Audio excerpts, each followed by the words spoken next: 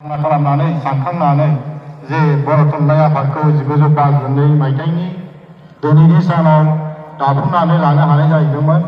दा बे आफाद दाखांनायनि उनाव जोंहानो मोनसे राव हारिमु दं हिसाबै जोंहा गावनि रावखौ फोथांनानै लाखिनांगौनि थाखाय जोङो हांखोनि गोनांथि जाहैदोंमोन।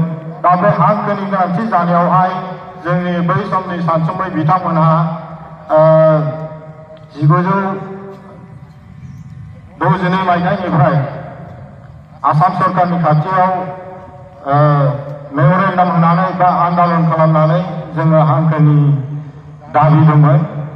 बे हांखोखौ लानानै दाबिनायावहाय जोङो 1963 मायथाइनि 10 मेआवहाय जोङो बर' रावनि मोनसे आलादा हांखो हिसाबै जोङो गनायथि मोनदोंमोन।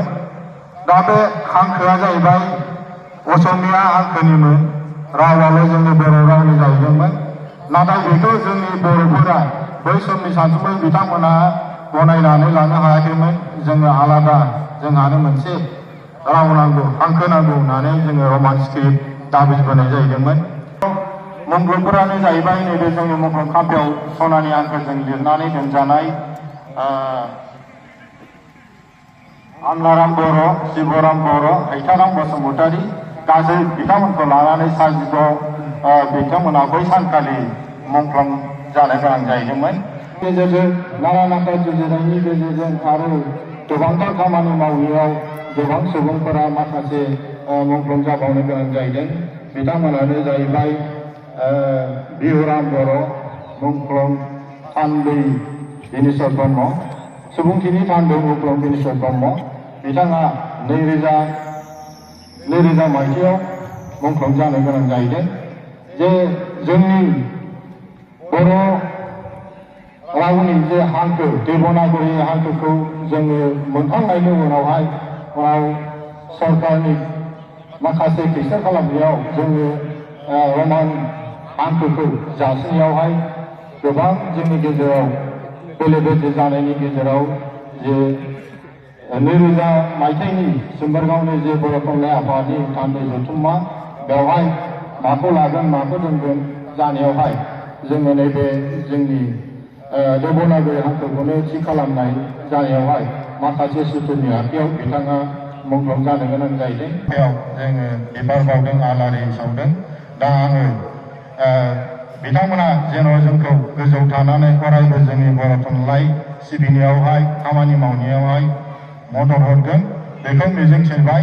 आरो दिनैनि बे हाबाफारियाव बाहागो लाफैनो हानाय जोंनि मानगोनां थान्दै लोगो नोंथांमोन आरो मानगोनां आलासि बिथांमोन आरो गासै जोंनि दैदेनगिरि सारमोन बिथांमोननिसिम आंनि गोसो गोरबोनि साबायखरखौ बावहरनानै आंनि नैबे सुंद' बिबुंथिखौ आङो बेखिनियावनो बुंनानै फोजोबनाय जाहैबाय।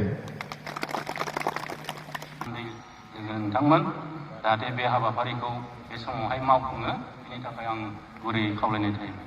दा समा जागायबाय।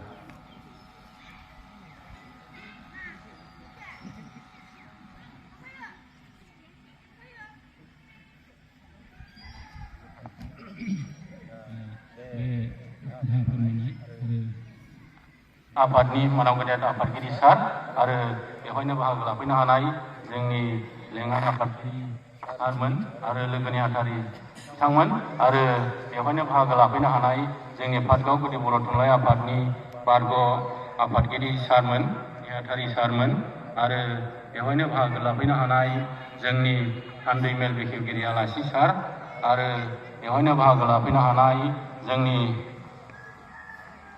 पाटगाव गुदि बर' थुनलाइ आफादनि आवथायाव थानाय 52टा गामि बेंगिरिजों लोगोसे थान्दै बिथांमोन आरो जोंनि पाटगाव गोजौसिन फरायसालिनि मानाव गेदेर GS जों लोगोसे बिथांनि थान्दै लोगो बिथांमोन आरो बेवहायनो बाहागो लाफैनो हानाय उमानन्द ब्रह्म गोजौ फरायसालिनि GS जों लोगोसे फरायसा फरायसुलि बिथांमोन।